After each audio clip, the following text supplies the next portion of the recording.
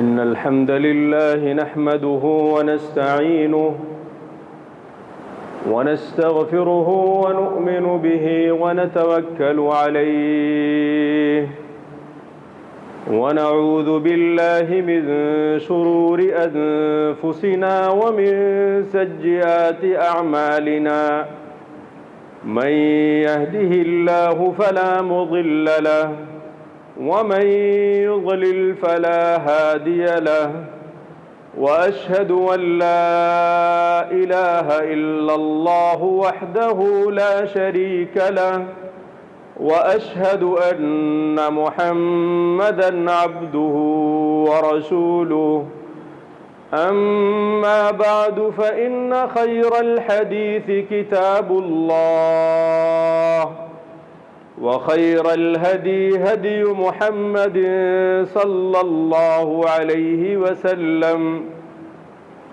وشر الأمور محدثاتها وكل محدثة بدعة وكل بدعة ضلالة وكل ضلالة في النار فأعوذ بالله السميع العليم من الشيطان الرجيم بسم الله الرحمن الرحيم يا أيها الذين آمنوا اتقوا الله حق تقاته ولا تموتن إلا وأنتم مسلمون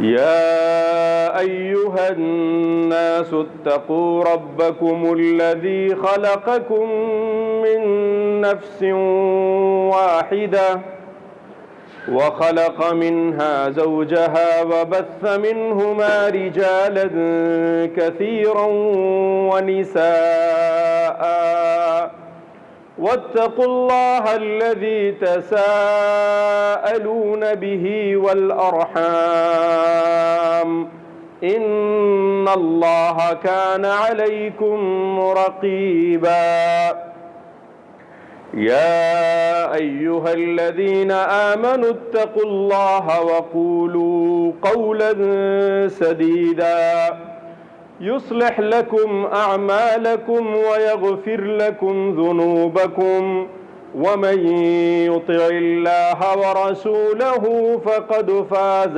فوزا عظيما وقال جل وعلا في موضع آخر واعتصموا بحبل الله جميعا ولا تفرقوا واذكروا نعمة الله عليكم إذ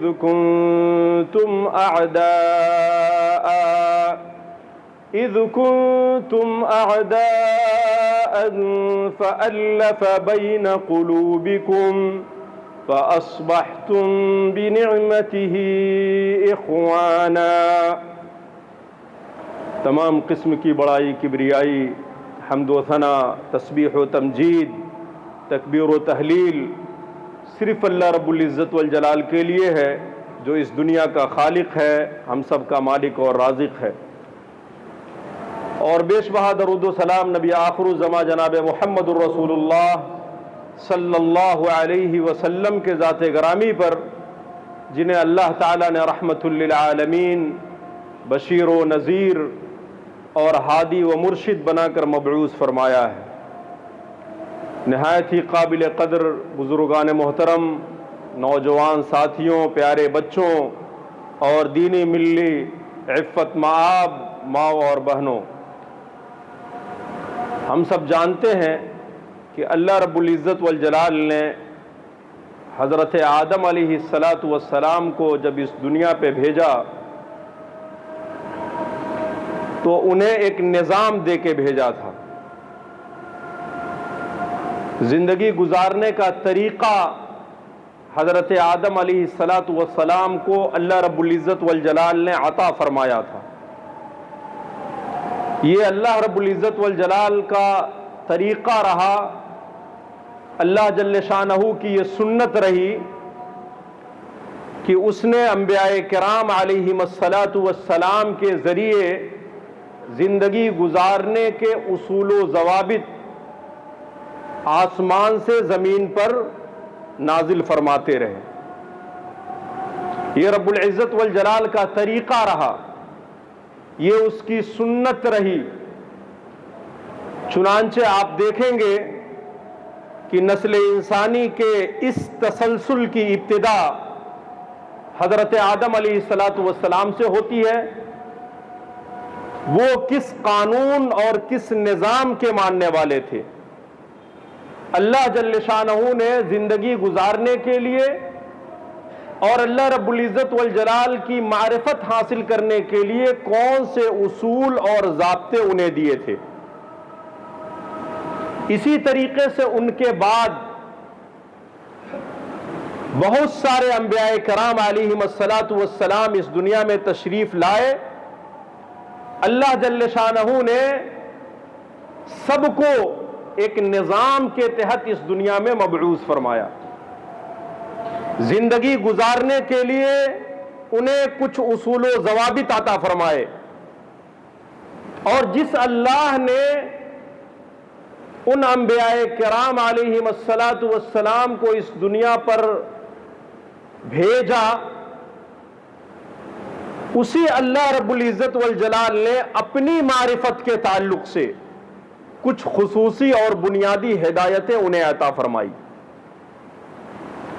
اور ہم سب جانتے ہیں یہ سلسلہ جو حضرت آدم سے شروع ہوا تھا علیہ الصلاۃ والسلام، وہ سلسلہ ہمارے آخری پیارے نبی جناب محمد ابن عبداللہ صلی اللہ علیہ وآلہ وسلم پر ختم ہوتا. گویا جس سلسلے کی ابتدا و آغاز حضرت آدم علیہ الصلاۃ والسلام سے ہوئی تھی، اس سلسلے کی آخری کڑی جناب سیدنا محمد ابن عبداللہ صلی اللہ علیہ وآلہ وسلم. یہی وجہ ہے کہ ان کے نظام کو، ان کے دستور کو اور ان پر نازل ہونے والی چیزوں کو اللہ جل شانہ نے پوری دنیا انسانیت کے لیے آخری نظام اور آخری دستور قرار دیا. آپ علیہ الصلاۃ والسلام سے پہلے خود آپ کے خاندان سے بہت سارے بڑے بڑے اولو العزم من الرسل اس دنیا میں تشریف لائے، اور اپنے زمانے کے خاندانی اعتبار سے بھی اور نبوت کے اعتبار سے بھی اعلیٰ وعرفہ تھے. اللہ جل شانہ نے بڑی رفعت و بلندی عطا فرمائی تھی، لیکن جناب سیدنا محمد ابن عبداللہ صلی اللہ علیہ وسلم کے عروج مسعود کے بعد سابقہ تمام شریعتوں کو منسوخ قرار دے دیا. کہا نہیں، اب کسی کا نظام اس روئے زمین پر نہیں چل سکتا، اب کسی کی تعلیمات پر عمل نہیں کیا جا سکتا، اب کسی کی بات نہیں مانی جا سکتی. اگر ہمارے لیے مشعل ہدایت اگر کوئی چیز ہے تو وہ صرف جناب سیدنا محمد ابن عبداللہ صلی اللہ علیہ وآلہ وسلم پر نازل شدہ تعلیمات ہیں. یہ آخری کڑی ہے انبیاء کرام علیہ الصلاۃ والسلام کے اس سنہرے سلسلے کی. آخری کڑی ہمارے آخری پیارے نبی جناب محمد الرسول اللہ صلی اللہ علیہ وسلم. اب ان کے بعد کسی اور چیز کی کوئی گنجائش نہیں. دنیا میں جتنے مسائل ہو سکتے ہیں، زندگی کے جتنے شعبے جات ہو سکتے ہیں، انسانی زندگی ترقی کر کے اوج ثریا پر پہنچ جائے، ان تمام چیزوں کا حل کتاب و سنت کے اندر موجود ہے. آج نئی نئی ایجادات ہم دیکھتے ہیں. اس برق رفتاری کے اندر دنیا کس تیزی سے آگے کی طرف بڑھ رہی ہے. بہت ساری ایسی نئی چیزوں کا انکشاف ہوتا ہے جس کا ہم تصور بھی نہیں کر سکتے. لیکن اگر آپ باریکی سے قرآن کریم کا مطالعہ کریں گے اللہ کے رسول جناب محمد الرسول اللہ صلی اللہ علیہ وسلم کے فرامین کو دیکھیں گے کہ آپ نے کس طرح کی باتیں کی، صحابہ کرام علیہم السلام کو دنیا کے بارے میں کن کن چیزوں کا حوالہ دے کر انہیں نئی نئی چیزوں کے بارے میں تعلیمات عطا فرمائی. آپ جب اس پر غور کریں گے تو یقیناً آپ کے ایمان و عقیدے کے اندر بھی پختگی آئے گی اور اللہ رب العزت والجلال کی معرفت اور اس کی شناخت بھی حقیقی معنوں میں آپ کو نصیب ہوگی. لیکن یہ ساری چیزیں ہمیں کتاب اور سنت سے ہی مل سکتی ہیں. یہ تمام چیزیں نبی کائنات علیہ الصلوۃ والسلام پر نازل شدہ نظام سے ہی ہمیں مل سکتی ہے. اگر ہم یہ سوچیں کہ ہم اس دنیا میں پیارے نبی کریم صلی اللہ علیہ وسلم سے الگ ہٹ کے ان کی تعلیمات کو پسے پشت ڈال کے ہم اپنی دنیاوی و اخروی زندگی کو سدھار لیں گے تو یہ کبھی ممکن نہیں ہے. یہ اللہ تعالیٰ کے نظام کے خلاف، یہ اس کے اصول کے خلاف ہے، یہ اللہ رب العزت والجلال کے طریقے کے خلاف ہے کہ کوئی انسان اپنی زندگی کی کامیابی اللہ کے رسول صلی اللہ علیہ وسلم کے زندگی کے علاوہ کسی اور کے زندگی میں ڈھونڈے، کسی اور کے زندگی میں تلاش کرے، اپنا مشعل راہ کسی اور کو بنائے، وہ کبھی کامیاب نہیں ہو سکتا ہے، صراط مستقیم پر کبھی گامزن نہیں ہو سکتا ہے. چنانچہ ہمارے دل و دماغ میں یہ بات رچ جانی چاہیے، بس جانی چاہیے اور اس بات کے اندر استحکام پیدا ہو جانا چاہیے کہ آخری نبی جناب محمد الرسول اللہ صلی اللہ علیہ وسلم ہمارے لیے سب کچھ ہے. جو کچھ اللہ تعالیٰ نے ان پر کتاب و سنت کی شکل میں نازل فرمایا ہے، در حقیقت ہماری کامیابی کی راز انہی دو چیزوں میں ہے. اس کے علاوہ دنیا جہاں کہیں جائیں آپ کو ہدایت نصیب نہیں ہو سکتی ہے، آپ کو روحانی غذا نصیب نہیں ہو سکتی ہے، آپ اپنے روح کو سیراب نہیں کر سکتے. یہ بات ہمیں جان لینا چاہیے، اس بات کو اچھی طریقے سے ہمیں سمجھ لینا چاہیے. اور قرآن کریم نے اسی چیز کا تذکرہ متعدد مقامات پر کیا ہے. اللہ جل شانہ نے اپنے کتاب مقدس کے اندر اس کا تذکرہ کیا ہے کہ نبی آخری جناب محمد الرسول اللہ صلی اللہ علیہ وسلم تمہارے لیے قدوہ ہے، تمہارے لیے اسوہ ہے، اور ہم نے جو کچھ ان پر وحی مطلوع اور وحی غیر مطلوع کے شکل میں نازل کیا ہے، یہی وحی کی دونوں شکلیں تمہارے لیے ہدایت کا سبب ہیں. اس کے علاوہ دنیا میں کوئی ایسی چیز نہیں ہے جو آپ کو ہدایت سے قریب کر سکے، جو آپ کو ہدایت سے ہمکنار کر سکے، جو آپ کو صراط مستقیم پر لا کھڑا کر سکے. دنیا کی کوئی طاقت نہیں ہے. اللہ تعالیٰ نے قرآن کریم کے اندر مختلف مقامات پر اس کا تذکرہ کیا. اسی لیے جناب محمد الرسول اللہ صلی اللہ علیہ وآلہ وسلم کے بارے میں کہا کہ لقد كان لكم في رسول الله اسوة حسنة لمن كان يرجو الله واليوم الآخر.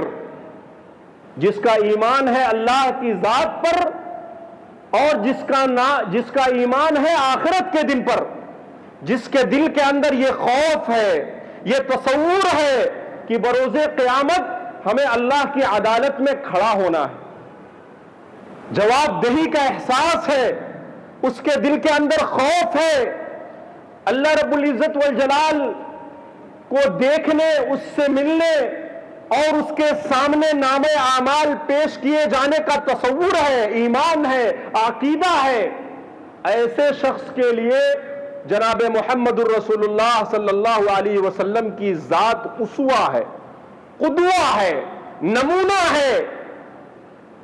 اور جس نے پیارے نبی صلی اللہ علیہ وسلم کو اپنا اسوہ بنا لیا، اپنا قدوہ بنا لیا، اپنا آخری میسنجر اور پیغمبر تسلیم کر لیا، اور اپنے زندگی کے تمام شعبے میں، چاہے اس انسان کا شعبہ معاشی اعتبار سے، سیاسی اعتبار سے، اقتصادی اعتبار سے، تعلیمی اعتبار سے، کسی بھی اعتبار سے، وہ چاہے جس بھی شعبے سے تعلق رکھتا ہو، ان سبوں کی رہنمائی پیارے نبی کریم صلی اللہ علیہ وسلم کے سیرت عطرہ کے اندر موجود ہے۔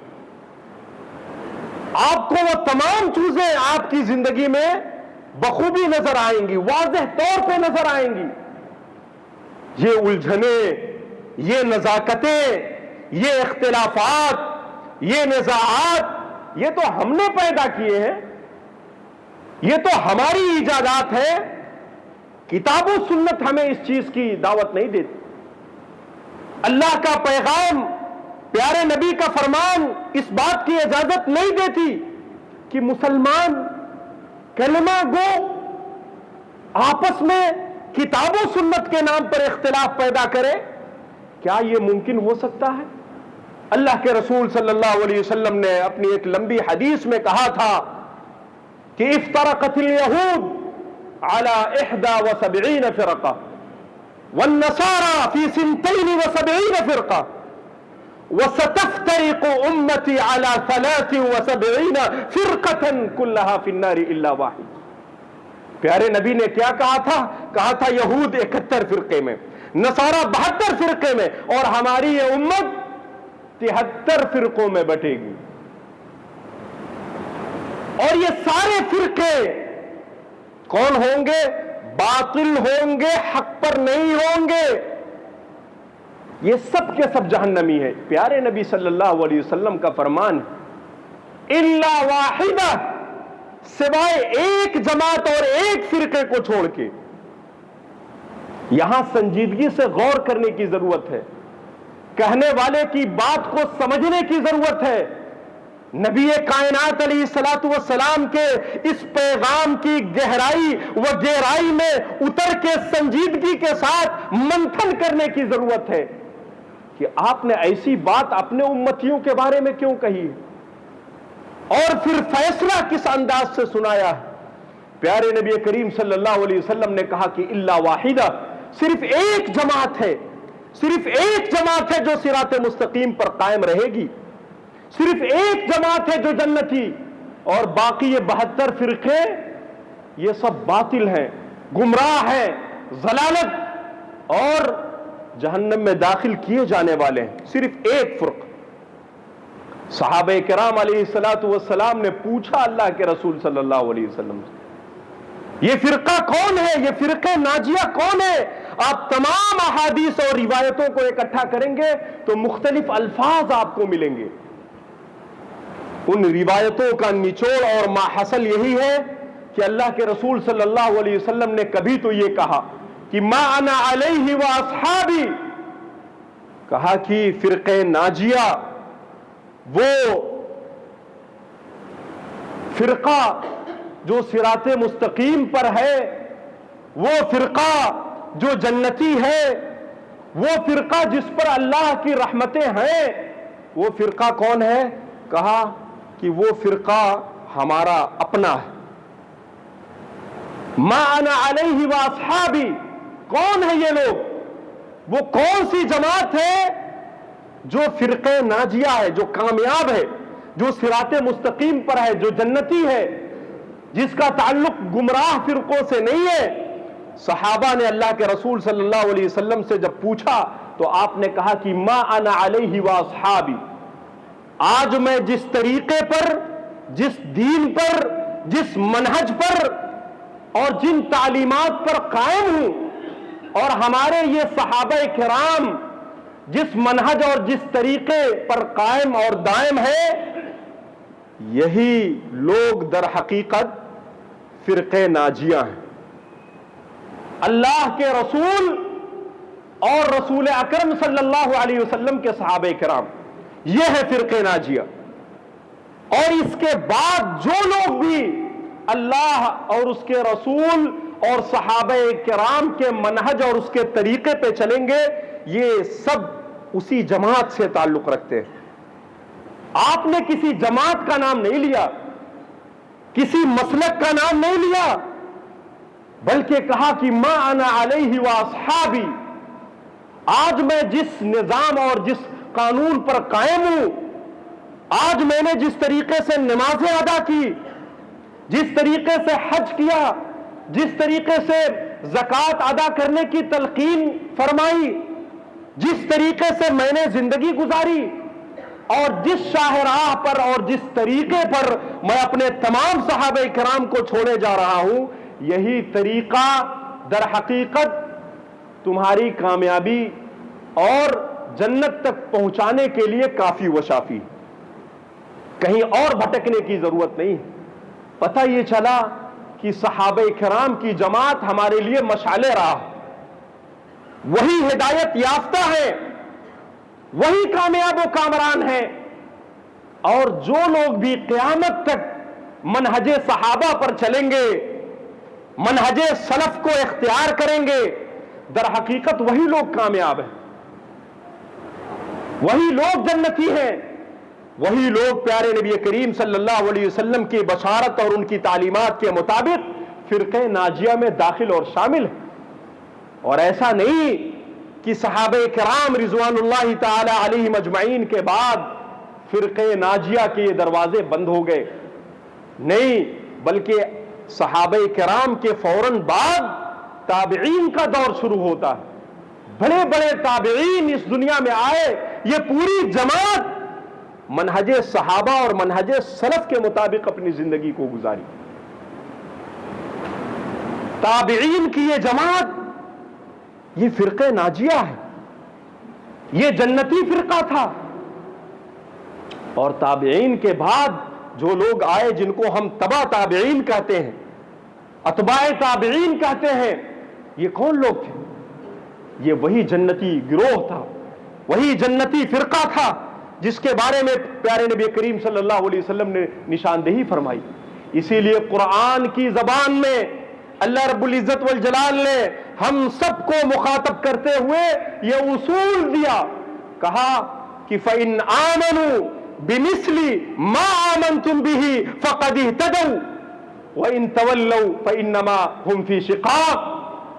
اگر تم اپنے ایمان کو جانچنا چاہتے ہو، پرکھنا چاہتے ہو، اپنے ایمان و عقیدے کی اصلاح کرنا چاہتے ہو، فرقہ ناجیہ میں شامل ہونا چاہتے ہو، جنتی گروہ میں داخل ہونا چاہتے ہو، تو اپنے ایمان کا جائزہ لو۔ اگر تمہارا ایمان ان کے ایمان کی طرح ہے، صحابہ کرام کی ایمان کی طرح ہے، فقد اہتدوا، تو اس کا مطلب یہ ہے کہ تم ہدایت یافتہ ہو، تم کامیاب ہو، تم کامران ہو، تمہارا تعلق اسی جنتی فرقے سے ہے جس کا تذکرہ اللہ کے رسول صلی اللہ علیہ وسلم نے کیا۔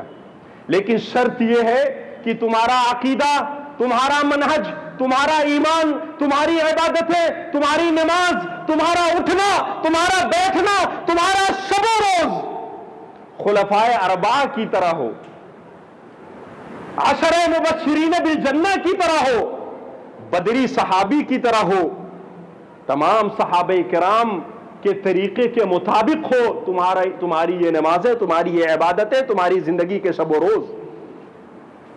اگر ایسا ہے تو پھر تم اطمینان کی زندگی گزارو، اور اگر ایسا نہیں ہے تو پھر سمجھنے کی ضرورت ہے، اپنے ایمان کا جائزہ لینے کی ضرورت ہے، اپنا احتساب کرنے کی ضرورت ہے۔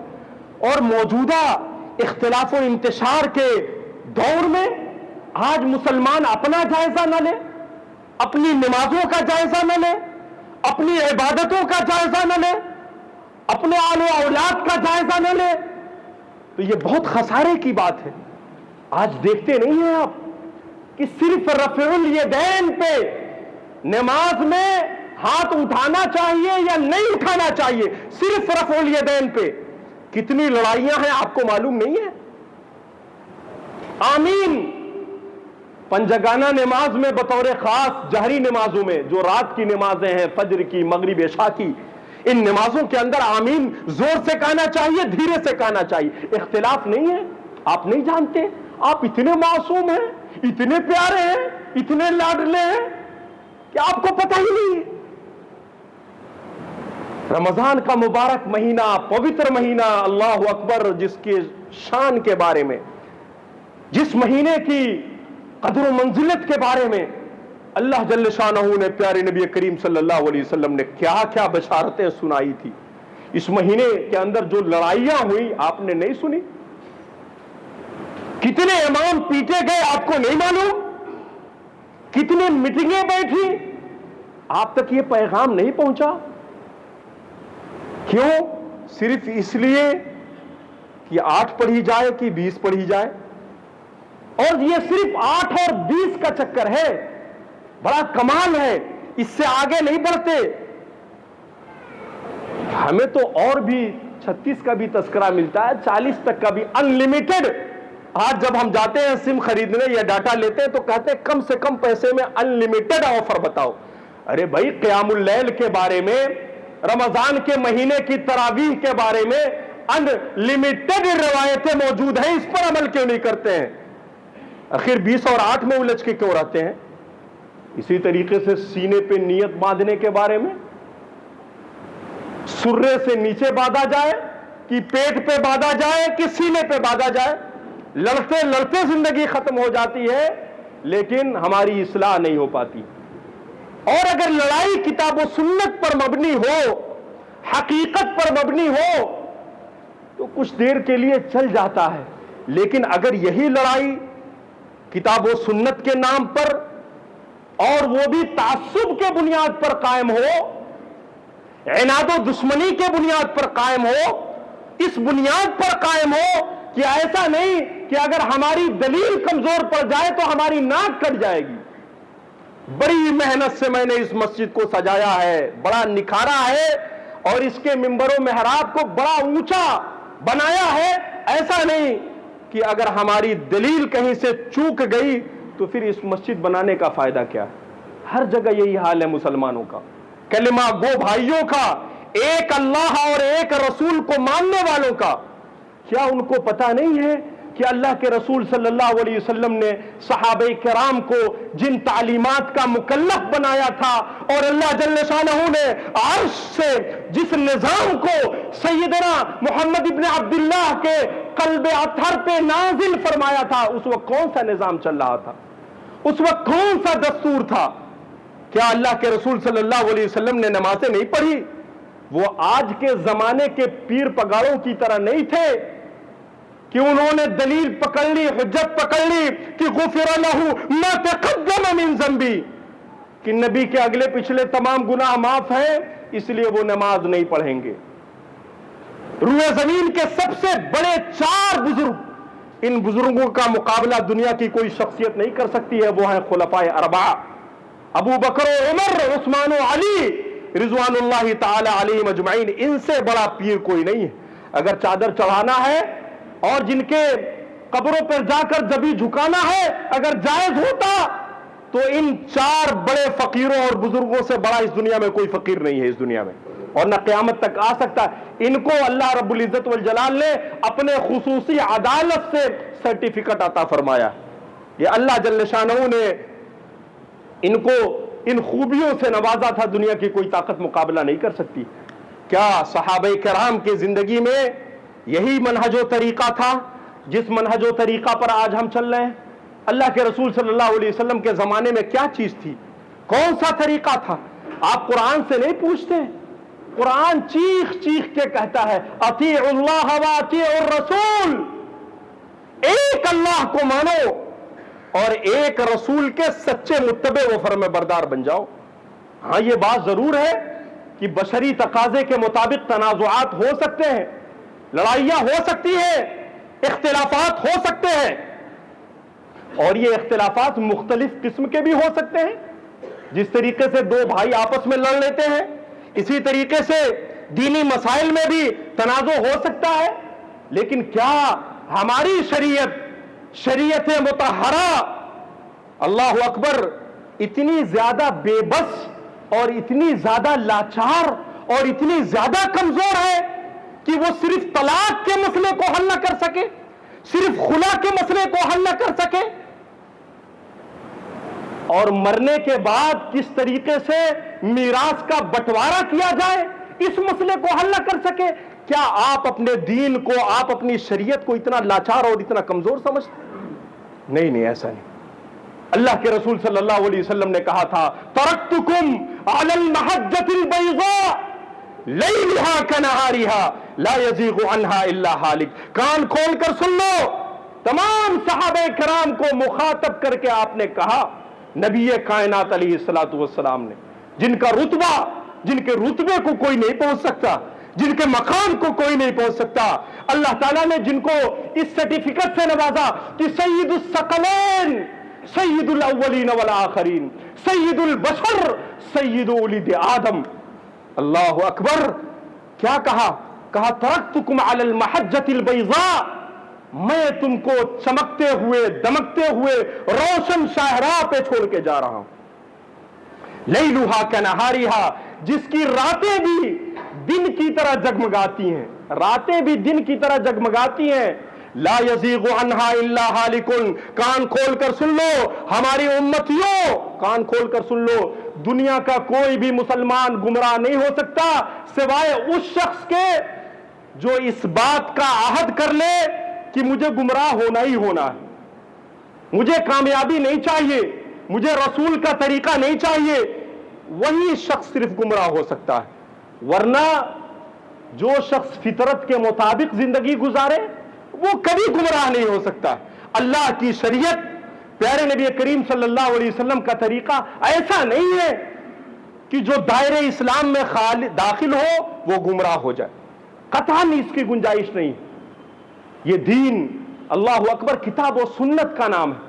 اللہ کے رسول صلی اللہ علیہ وسلم کے زمانے میں تیسری کوئی چیز نہیں تھی، صرف کتاب اور سنت، اور یہ دونوں وحی کی دو شکلیں ہیں۔ قرآن کریم یہ کیا ہے؟ وحی متلو ہے، یہ وحی کی وہ شکل ہے جس کی ہم تلاوت کرتے ہیں، جس کے تلاوت پر ثواب ہے، جس وحی کو پڑھنے پر اللہ جل شانہ نے ایک ایک حرف کی ادائیگی پر 10 نیکیاں لکھ رکھی ہیں۔ یہ ہے قرآن کریم، یہ ہے کتاب مقدس، جس کے بارے میں قرآن کہتا ہے ذالک الکتاب لا ریب فیہ، یہ وہ دستور ہے، یہ وہ نظام ہے جس کے اندر شک کی ادنا گنجائش بھی نہیں ہے، کوئی گنجائش نہیں ہے۔ اگر آپ نے اس کتاب مقدس کے تعلق سے اپنے دل کے اندر شکوک و شبہات پیدا کیے تو آپ مسلمان نہیں رہ سکتے۔ یہ اللہ کا نظام ہے، اللہ نے حضرت جبرائیل امین کے ذریعے نبی کائنات کے قلب اطہر پہ نازل فرمایا ہے، اس دستور کے اندر شک کی کوئی گنجائش نہیں ہے۔ اور دوسری وحی کی کیا شکل ہے؟ وحی غیر متلو، یعنی حدیث مبارکہ، پیارے نبی کریم صلی اللہ علیہ وسلم کے فرامین، یہ صرف دو چیزیں، اور صحابہ کرام کے زندگی میں اللہ کے رسول صلی اللہ علیہ وسلم کے حیات مبارکہ میں صرف دو چیزیں تھی۔ اسی لیے قرآن کریم کے مختلف مقامات پر اللہ جل شانہ نے صرف انہی دو چیزوں کا تذکرہ کیا ہے۔ اور کیا کہا؟ کہا کہ بشری تقاضے کے مطابق اگر تمہارے اندر تنازع پیدا ہو جائے، بھئی حج کی 3 قسمیں ہیں، کون سی قسم افضل ہے؟ اگر کسی دو آدمی میں دلیل کی بنیاد پر لڑائی ہو جائے تو کتاب و سنت کے اندر اس کا حل موجود ہے۔ کیا صحابہ کرام رضوان اللہ تعالی علیہم اجمعین کہ ہاں یہ اختلافات نہیں پائے جاتے تھے؟ اس روئے زمین کا سب سے بڑا عالم عبداللہ ابن عباس، جس کو حبر الامہ کہا گیا، جس کے بارے میں نبی کائنات نے دعا کی، ایسی جامع دعا جو دنیا میں اللہ تعالیٰ نے، پیارے نبی نے کسی کے لیے نہیں کی تھی، عبداللہ ابن عباس کے لیے دعا کی تھی، اللہم فقہہ فی الدین وعلمہ فی التاویل۔ یہ عبداللہ ابن عباس اس روئے زمین کے سب سے بڑے عالم، حبر الامہ، آپ ان کی زندگی کو پڑھیں، کیا دینی مسائل میں اختلاف نہیں تھا؟ عبداللہ ابن عباس وہ قرآن کریم کے سب سے بڑے جانکار قاری، پیارے نبی کریم صلی اللہ علیہ وسلم نے ایک چھوٹی حدیث میں 4 لوگوں کا تذکرہ کیا، اس میں عبداللہ ابن مسعود ہے، عبداللہ ابن عمر، حضرت عمر بن الخطاب کے بیٹے، اپنے زمانے کے سب سے بڑے امام، سب سے بڑے فقیہ۔ اور یہی نہیں کہ یہ چند لوگ، اس کے علاوہ صحابہ کرام کی ایک لمبی فہرست ہے۔ آپ چاہے مرد حضرات میں جائیں یا خواتین میں جائیں، اگر نام خواتین کا آتا ہے تو صرف اس زمانے کی مائی سیدہ عائشہ صدیقہ سلام اللہ علیہا کافی، آپ ان کا نام لے لیں. یہ اپنے زمانے کی نہیں بلکہ روئے زمین کی سب سے بڑی عالمہ فقیہہ، جن کے فقاہت کے سامنے بڑے بڑے صحابہ کرام زانی ہوئے تلمذ اختیار کرتے تھے. یہ مائی عائشہ صدیقہ تھی. کیا ان کے ہاں اختلاف نہیں تھا؟ عبداللہ ابن زبیر کا نام سنا؟ عبداللہ ابن زبیر کی پھوپھی کا نام آپ جانتے؟ حضرت صفیہ. کیا اختلاف نہیں تھا؟ تھا دینی مسائل میں، لیکن جیسے اس کو دلائل کی میزان اور کسوٹی پر رکھا جاتا سارے تنازعات ختم ہو جاتے تھے. اس زمانے میں صرف دو ہی چیز تھی، کتاب اللہ اور سنت رسول اللہ. اسی لیے اللہ کے رسول صلی اللہ علیہ وسلم جب اس دنیا سے رخصت ہو رہے تھے، اللہ اکبر، اور آپ صحابہ کرام کے ساتھ حج فرما رہے تھے، آپ نے اس عظیم اور دنیا کے سب سے بڑے اجتماع سے خطاب کرتے ہوئے آپ نے اپنے تقریر میں کیا کہا تھا ترکت فیکم امرین لن تضلوا ما تمسکتم بہما کتاب اللہ و سنتی. اے لوگوں، میں تمہارے درمیان صرف دو چیزیں چھوڑے جا رہا ہوں، جب تک تم ان دو چیزوں کو مضبوطی سے تھامے رہو گے، لن تضلوا ما تمسکتم بہما کتاب اللہ و سنتی. ایک ہے اللہ کی کتاب اور دوسری ہے محمد رسول اللہ کا فرمان. اس کو حرز جا بناؤ، اس کو اپنے دل و دماغ میں رچاؤ اور بساؤ، کتاب و سنت سے محبت پیدا کرو، آپسی اختلافات و انتشار کو ختم کرو، مذہبی تعصب کو اٹھا کے شاہین باغ کے قبرستان میں دفن کر دو. رب ذوالجلال کی قسم ہے، ہم نے اپنے کردار سے، ہم نے اپنے گفتار سے، ہم نے اپنے فتاوے سے اس بات کو ثابت کیا ہے کہ شریعت مطہرہ یہ بہت لاچار ہے، بہت کمزور ہے. اگر کسی گھر میں طلاق پڑ جائے تو ہماری دین، ہماری شریعت طلاق کے اس مسئلے کو حل نہیں کر سکتی ہے. ہم نے اپنے کردار سے اس کو ثابت کیا ہے. ہم نے یہ ثابت کیا ہے کہ رفع الیدین کرنا چاہیے یا نہیں کرنا چاہیے. ہماری شریعت اس کا فیصلہ نہیں کر سکتی ہے. ہم بہت لاچار ہیں، ہم بہت کمزور ہیں، اور ہماری یہ لاچاری، ہماری یہ کمزوری ہماری شریعت اور ہمارے دین کی شبیہ کو بھی خراب کر رہی ہے. اس لیے ضرورت اس بات کی ہے کہ ہم اپنے دلوں سے گندگیوں کو نکالیں، تعصب کو نکالیں. سینے کے اندر جو حقد ہے، کینہ ہے، بغض ہے، عناد ہے، ان کو نکالیں، اپنے دلوں کی صفائی کریں، اللہ کی کتاب کو ہم تھام لیں، محمد رسول اللہ کے فرمان کو ہم اپنے گلے سے لگا لیں، اور ہم اس بات کی دعا کریں کہ رب العالمین تو کتاب و سنت کی محبت ہمارے دلوں کے اندر اتار دے. اے اللہ، جب تک تو زندہ رکھ، سیدنا ابو بکر صدیق کے مناج پر ہمیں زندہ رکھ. اے اللہ، جب تک تو ہمیں زندہ رکھ، صحابہ کرام کے طریقے پر ہمیں زندہ رکھ. اے اللہ، تو جانتا ہے کہ تیری حقیقت جس طریقے سے مسلم ہے ویسے ہمیں اس دنیا سے چلا جانا ہے. ہم اس بات کو بھی تسلیم کرتے ہیں، اس میں شک کی کوئی گنجائش نہیں ہے. اسی لیے تو ہمارے ایمان پر، ہمارے عقیدہ پر ڈاکہ ڈالنے والوں سے محفوظ فرما دے. رب العالمین جب تک زندہ رکھ، کتاب و سنت کی تعلیمات پر زندہ رکھ. رب العالمین جب ہمارا اس دنیا سے رخصت ہونے کا وقت آئے تو کتاب و سنت کی اس محبت، کلمہ توحید کی اس عقیدت، پیارے نبی کریم صلی اللہ علیہ وسلم کی اس محبت کے ساتھ تو ہمارا اس دنیا سے جانے کا بندوبست فرما دے. رب العالمین ہم سب کی حفاظت فرما، ہمارے ملک کی حفاظت فرما. رب العالمین اس ملک کو ہمارے اسلاف نے بڑے خونوں سے سینچا ہے، تو اس کی مٹی کو اور اس مٹی کی محبت کو تو باقی رکھ. اللہ تعالیٰ جب تک زندہ رکھ، تو اپنے ایمان اور اپنے عقیدے کے ساتھ ہم لوگوں کو زندہ رکھ. جب ہمارا خاتمہ ہو تو خاتمہ بالخیر ہو.